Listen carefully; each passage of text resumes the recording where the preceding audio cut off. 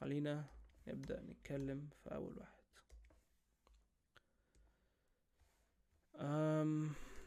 طيب، واحد، ايه هو resurrection؟ بيimpose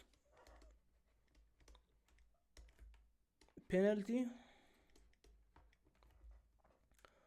on coefficient size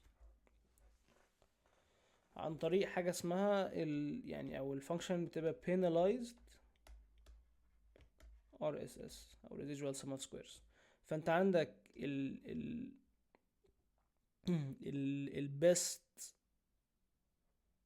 البيست بيتا في الريدج بتساوي arg min ل RSS plus lambda summation beta j squared من j ل p. ايه اللي انا كتبته ده بقى؟ خلينا نجو through it بشكل بسيط. بيتا هات يعني احسن بيتا، او ممكن برضو يسموها بيتا ستار.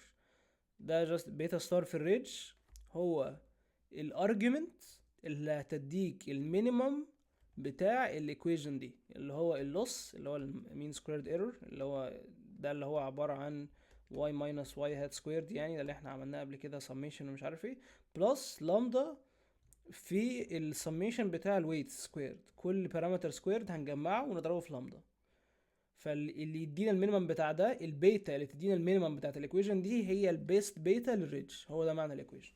فهو ايكويشن مش صعبه، يعني ايكويشن بسيطه، بس محتاج تتعود على النوتيشن يعني. طيب، تعالى نتكلم على اللامدا شويه. اللامدا لو خليناها بزيرو، ايه اللي هيحصل؟ لو خلينا لامدا بزيرو، احنا كده كنسلنا الترم ده خالص. فلو كنسلنا الترم ده خالص، فكده رجعنا الار اس اس العادي، فاحنا كده شلنا الريدج خالص.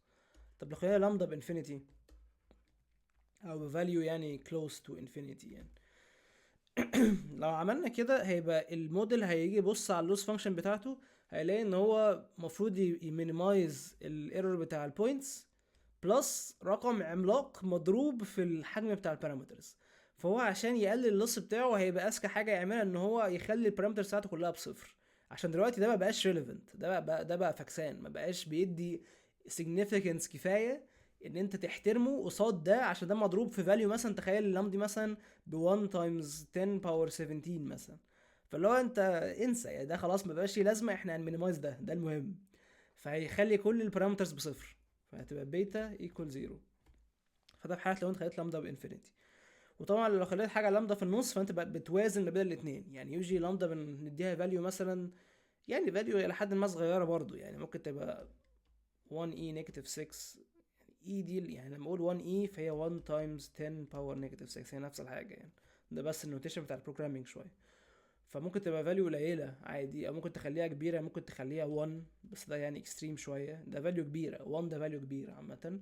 ممكن تخليه 1 تايمز 10 باور نيجاتيف 3، حاجات زي كده يعني، على حسب انت عايز تدي اهميه قد ايه للموديل ان هو يهتم بالويتس، ان هو يخلي الويتس صغيره. جميل. فهو هنا بيتكلم لك عن سبيشال كيس معينه. لو انت عندك داتا سيت جواها correlated variables، وده اللي احنا شفناه قبل كده يعني في الكيس بتاعت البروستيت كانسر، يعني كان في variables correlated. ايه ده؟ correlated variables. ف لو في correlation عالي ما بين الفاريبلز، الكوفيشنتس، الموديل بيطلع coefficients لحد ما يعني هو مسميها poorly determined، ما بيعرفش يختار الكوفيشنتس الاحسن. ليه؟ عشان انت لو عندك اتنين variables highly correlated، ممكن مثلا واحد يعني let's say مثلا في في عندي x1 highly correlated مع x5 inversely، يعني لما ده يزيد ده بيقل.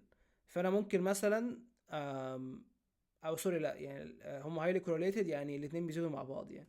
فانا ممكن لو حطيت هنا value مثلا 50 وحطيت هنا value نيجاتيف 50، ممكن actually يكنسلوا بعض. فانا كده الموديل لحد ما ما حصلوش penalty من ان هو حط في كوفيشنتس كبيره. هو بالنسبه له هو انا حطيت كوفيشنت كبير هنا، بس طالما كوفيشنت كبير هنا فبيكنسلوا بعض فقشطه. بس ده مش حلو كموديل يعني، كريجولار زي ما قلنا كريجولاريتي في البيهيفير يعني جنراليزيشن للتيست والحاجات دي كلها. فان انت يبقى عندك كوفيشنتس كبيره ده مش كويس. فالريج ريجريشن بيحل المشكله دي، عشان هو بيفورس الكوفيشنتس تبقى صغيره، فالموديل ما بيعرفش يعمل حركه زي كده، فبيعرف يظبط الكوفيشنتس بتاعته احسن يعني.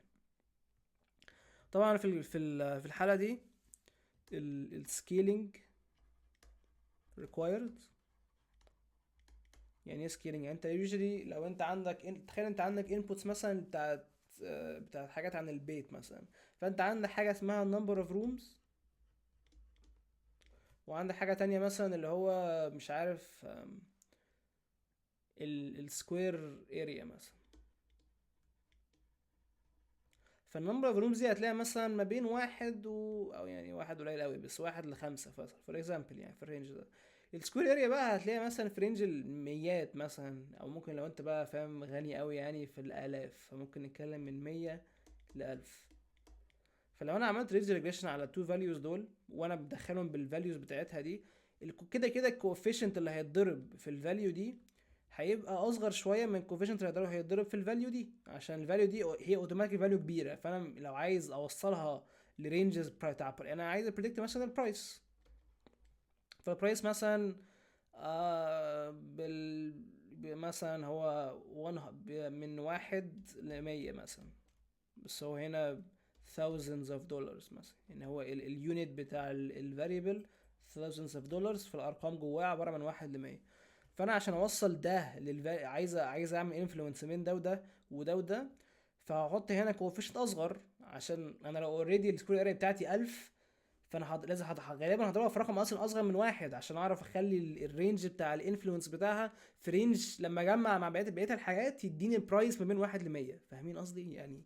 دي النقطه يعني. فالكوفيشن بتاع ده هيبقى اكبر من الكوفيشن بتاع ده. فلما اجي اعمل ريج ريجريشن، انت كده بتزود بينالتي على الكوفيشنتس رغم ان هما الكوفيشنتس مش ايكوال. يعني الكوفيشنت بتاع ده اصلا كده كده هيبقى اكبر من ده، فانت بتحط ريستريكشن على السايز بتاع الكوفيشنتس رغم ان انت مش بتاخد في الاعتبار السايز بتاع الانبوتس نفسها. فدي لازم تعمل سكيلينج يعني ايه؟ يعني في حاجات زي ستاندرد سكيلر مثلا في اس كيو ليرن وحاجات زي كده، عشان يخلي الفاليوز كلها ما بين 0 و1. فانت كده حافظت على المعنى بتاع الفاريبلز، يعني هي ستيل بت الريشيوز الى حد ما ستيل ايفن، يعني من 100 ل 1000 لو خدتها من 0 ل1 هي اسمها ايه، الديفرنسز ما بين الفاليوز الى حد ما ستيل correlated او يعني under the ratio يعني. انما فانت كده خليتها من 0 ل1، فانت كده خليتهم كلهم في نفس الرينج، وكده الكوفيشنتس لما تيجي تحط عليهم ريستريكشن مش هيبقى عندك مشاكل. هو ده الايديا يعني. فده بنسميه ستاندرزيشن او ساعات برضه نورماليزيشن، يعني على حسب التكست بوك اللي هتبص فيه يعني. ويوجولي برضه بنريموف يعني بيتا نود از ليفت اوت، ما بندخلش انترسبت معانا في الحسبة. فبس يعني